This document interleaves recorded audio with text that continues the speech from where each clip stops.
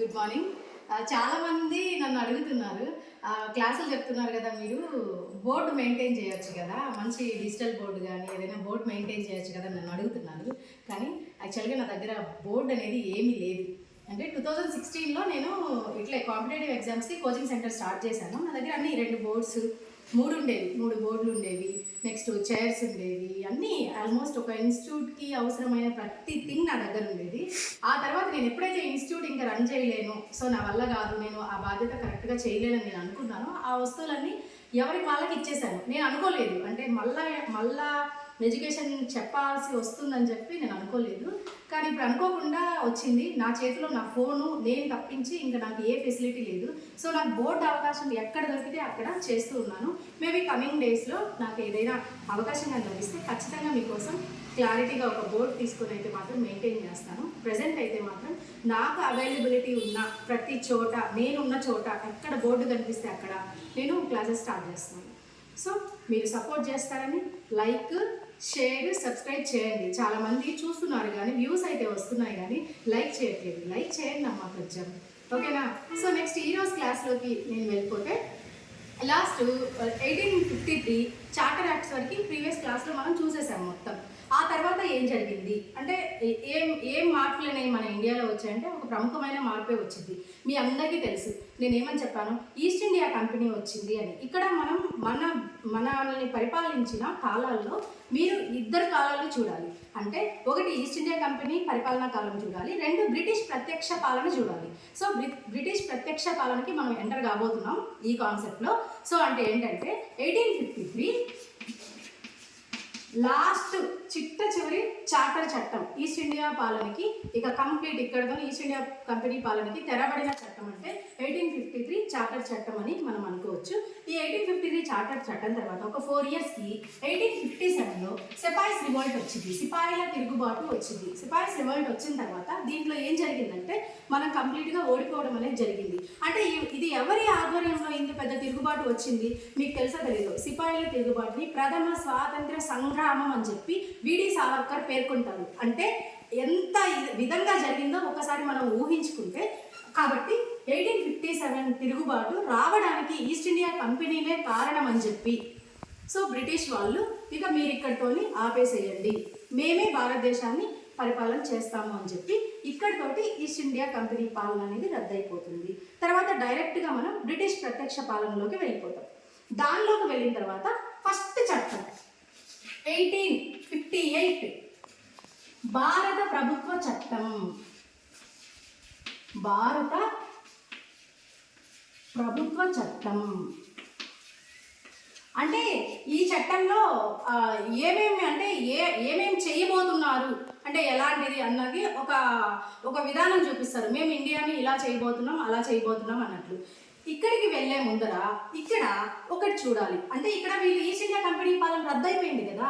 ఈ east India company పాలన రద్దయిపోయినప్పుడు ఇక్కడ ఈస్ట్ ఇండియా కంపెనీ వాళ్ళు బ్రిటిష్ వాళ్ళ మీద వ్యతిరేకంగా ఒక తిరుగుబాటు చేస్తారు. దాన్ని వైట్ మ్యూటినీ అంటారు. ఓకేనా? ఈ తిరుగుబాటు వాళ్ళ మీద వాళ్ళే చేసుకుంటారు. ఇక దీన్ని దాటి మనం దీనిలోకి వెళ్ళేటప్పుడు అసలు ఏమేం పాయింట్స్ అనేవి ఇక్కడ వచ్చాయని మనం చూస్తే, ఇక మన బ్రిటిష్ రాణి ఇక్కడ వచ్చేసరికి విక్టోరియా మహారాణి వచ్చింది. స్టార్టింగ్లో ఎలిజబెత్ మహారాణి, ఇద్దరే రాణులు మనకి లెసన్లో కనిపించేది. ఇక్కడేమో విక్టోరియా మహారాణి వచ్చింది. ఆమె ఒక బిరుదు కూడా తీసేసుకుంటుంది, భారత సామ్రాజ్ఞి. ఏం బిరుదు తీసుకుంటుంది? భారత సామ్రాజ్ఞి అన్న బిరుదును కూడా తీసేసుకుంటుంది. సో ఇంకా ఇండియాని మేము ఏ విధంగా పరిపాలిస్తాం అన్న విధంగా ఈమె ఒకటి చెప్తుంది. చాలా మందికి చెప్తుంది, అంటే అందరికీ భరోసా ఇస్తుంది. ఈ చట్టాన్ని భారత ప్రజల స్వేచ్ఛా స్వాతంత్రాలకి మాగ్నా కార్టా అంట. భారత ప్రజల స్వేచ్ఛా స్వాతంత్రాలకి మాగ్నా కార్టా అని ఏ చట్టాన్ని అంటారంటే 1858 భారత ప్రభుత్వ చట్టం. అంటే చెప్తుంది మేము ఇలా చేస్తాం, అలా చేస్తాం అన్నట్లు. ఈ చట్టాన్ని అంత బాగా పొగుడుతారు ఆ మాదిరి. అంటే వీళ్ళు ఎలా పరిపాలించబోతున్నారంటే ఆమె ఒక సిస్టమాటిక్గా ఒకటి చెప్తుంది కూడా. అంటే ఆబ్వియస్లీ పైన ఎవరు ఉంటున్నారు అంటే ఆమె ఒక చార్ట్ లాగా చెప్తుంది. అంటే పైన ఆల్మోస్ట్ ఎవరు ఉంటారు? రాణియే ఉంటుంది. కింద ఒక కొత్త న్యూ పోస్ట్ ఇంట్రడ్యూస్ చేశాడు. భారత రాజ్య కార్యదర్శి, సెక్రటరీ ఆఫ్ స్టేట్, భారత రాజ్య కార్యదర్శి. నెక్స్ట్ కింద వైస్రాయ్, నెక్స్ట్ కింద వైస్రాయ్. నెక్స్ట్ గవర్నర్లు, రాష్ట్ర గవర్నర్లు. Next collector. నెక్స్ట్ ఇక మండలాధికారి, గ్రామాధికారి. ఆమె ఒక ట్రీ ఇస్తుంది అంటే మేము ఇలా పరిపాలన చేస్తాము భారతదేశాన్ని అన్నట్లు ఒకటి చెప్తుంది. ఇక్కడ కొత్తగా ఏ పోస్ట్ ని వాళ్ళు ఇంట్రడ్యూస్ చేశారు? భారత రాజ్య కార్యదర్శి, సెక్రటరీ ఆఫ్ స్టేట్. మరి వైస్రాయ్ అంటే ఎవరు? అంతకు ముందు వరకు ఎవరున్నారు? గవర్నర్ జనరల్ కదా ఉంది. అంటే ఇక్కడ ఏమైంది? అతను ఏ మాదిరిగా మారాడు? వైస్రాయ్. అంటే ఈమె చెప్పడం ఏం చెప్తున్నారంటే, వీళ్ళు బ్రిటిష్ ప్రభుత్వం ఏం చెప్తుందంటే భారత రాజ్య కార్యదర్శి అని కొత్త పోస్ట్ ఇంట్రడ్యూస్ చేసి ఇతని ఆధ్వర్యంలో 15 మంది సభ్యులతో కూడిన కౌన్సిల్ ఉంటుంది. ఇతని ఆధ్వర్యంలో 15 మంది సభ్యులతో కూడిన కౌన్సిల్ ఉంటుంది. మరి ఇతను ఏం చేస్తాడు? ఈయన ఇక్కడ ఉండడు, ఈయన లండన్లోనే ఉంటాడు. బట్ శాలరీ మాత్రం మన ఫండ్ నుంచే పోయేది. ఈయనకి శాలరీ కట్టేది మనము, బట్ మన దగ్గర అనేది ఉండడు. సో ఇక్కడ వచ్చేసి వైస్రాయ్ ఎవరు?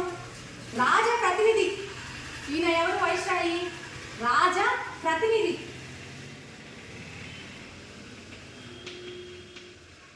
సో అలాగా ఇక తర్వాత ఏముంది? ఇది మామూలే. అట్లా ఈ మాదిరి ఒక 2 పోస్టులు అనేవి ఇక్కడ వచ్చేస్తుంది. ఇప్పుడు ఆ మాదిరి వచ్చిన భారత రాజ్య కార్యదర్శి మొట్టమొదటి ఆయన ఎవరు? Charles Woods. Charles Woods. మరి మొట్టమొదటి వైస్రాయ్ ఎవరు? Lord Canning. మొట్టమొదటి వైస్రాయ్ ఎవరంటే లార్డ్ కానింగ్, మొట్టమొదటి వైస్రాయ్. ఓకేనా? ఒకటి మీకు డౌట్ రావాలి, ఈ లార్డ్ కానింగ్ అక్కడ ఉంటాడు, ఇక్కడ ఉంటాడు. ఈస్ట్ ఇండియా కంపెనీ పాలనా కాలంలో బ్రిటిష్ ప్రత్యక్ష పాలనలో చేసిన ఏకైక ఎంప్లాయీ, ఏకైక ఉద్యోగి ఎవరంటే ఆయన ఎవరంటే లార్డ్ కానింగ్. 2 టైంల్లో ఉంటాడు. సో ఆ మాదిరి ఒక స్ట్రక్చర్ అనేది వాళ్ళు ఇచ్చేస్తారు.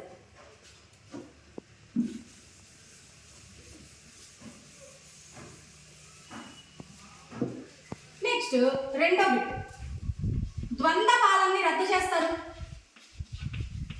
ద్వంద్వ పాలనని రద్దు చేస్తారు. అంతకుముందు ద్వంద్వ పాలన చేశారు కదా 1784 చట్టంలో. ఏంటది? Board of control, court of directors అని ఒక ఇద్దరిని తీసుకొచ్చారు కదా.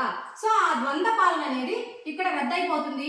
మహారాణి చెప్తుంది, మీరు ఇక్కడ సమావేశాలు అవి పెట్టుకున్నప్పుడు మేము రాజులకి ఇంపార్టెన్స్ ఇస్తాము, మీకు ప్రతినిధిగా మా వైస్రాయ్ ఉంటాడు, మీకు సంబంధించిన విషయాలని మేము చూసుకుంటాము అన్నట్లు వాళ్ళ ఒక స్ట్రక్చర్ని మన ఇండియా అడ్మినిస్ట్రేషన్ కోసం వాళ్ళు చెప్తారు. ఇక్కడతోటి 1858 చార్టర్ యాక్ట్ అనేది అయిపోతుంది. అంటే చార్టర్ యాక్ట్ కాదు, ఇది భారత ప్రభుత్వ చట్టం. భారత ప్రభుత్వ చట్టం 1858 భారత ప్రభుత్వ చట్టం. Thank you.